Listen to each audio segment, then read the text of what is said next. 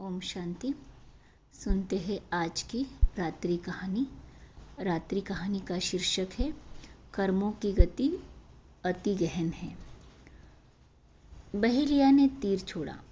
वह लता बल्लरियों की बाधाओं को चीरता राजकुमार सुकर्णव के मस्तिष्क पर जा लगा।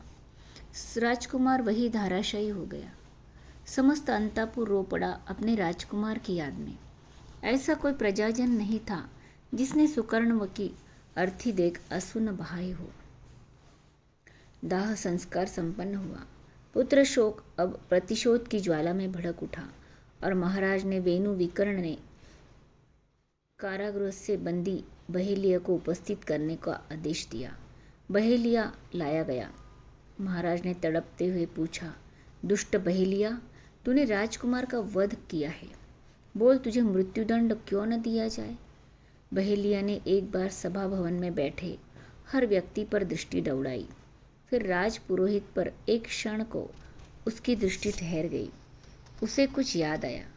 बहेलिया ने कहा, महाराज, मेरा इसमें क्या दोष। मृत्यु ने राजकुमार को मारने का निश्चय किया था। मुझे माध्यम बनाया गया। मेरी बुद्धि भ्रमित की और मैंने राजकुमार को कस्तूरी मृग समझकर तीर छोड़ दिया। जो दंड आप मुझे देना चाहते हो वही दे दो, चाहे तो राजपुरोहित से पूछ ले। यह भी तो कहते हैं कि विधाता ने जितनी आयु लिख दी है उसे कोई घटा या बढ़ा नहीं सकता। घटनाएं तो मृत्यु के लिए मात्र माध्यम होती है। विकर्ण का क्रोध विस्मय में बदल गया। उन्होंने राजपुरोहित की ओर दृष्टि डाली तो लगा कि सचमुच वे भी बहेलिया का मुख समर्थन कर रहे हैं। उन्होंने मृत्यु का आह्वान किया। मृत्यु उपस्थित हुई। महाराज ने उससे पूछा, आपने राजकुमार को मारने का विधान क्यों रचा?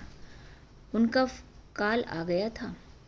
मृत्यु बोली, तो फिर काल को बुलाया गया। काल ने कहा, मैं क्या कर सकता हूँ महामहिम। राजकुमार के कर्मों का दोष था। कर्मफल से कोई नहीं बच सकता। राजकुमार ही उसके अपवाद कैसे हो सकते हैं। कर्म की पुकार की गई। कर्म उपस्थित हो गया। उसने कहा, आर्य श्रेष्ठ, अच्छा हूँ या बुरा, मैं तो जड़ हूँ। मुझे तो आत्म चेतना चलाती है। उसकी इच्छा ही मेरा अस्तित्व है।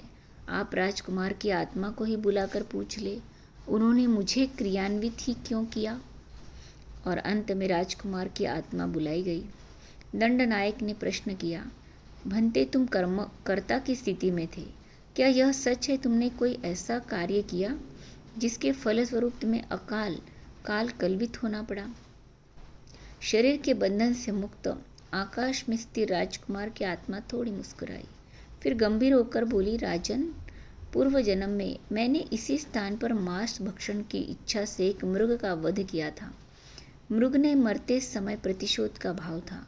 उसी भाव ने व्याध को भ्रमित किया, इसलिए व्याध का कोई दोष नहीं, न मुझे काल ने मारा है। मनुष्य ने जो कर्म ही किए हैं वही उसे मारते और जलाते हैं। इसलिए तुम मेरी चिंता छोड़ो। कर्म की गति बड़ी गहन है। अपने कर्मों का हिसाब करो। भावी जीवन की प्रगति और उसमें स्वर्ग मुक्ति सर्व कर्म की गति पर ही आधारित है। सोता तुम भी अपने कर्म सुधारो। यह कहकर वह राजकुमार की आत्मा उड़ गई। अच्छा, ओम शांति।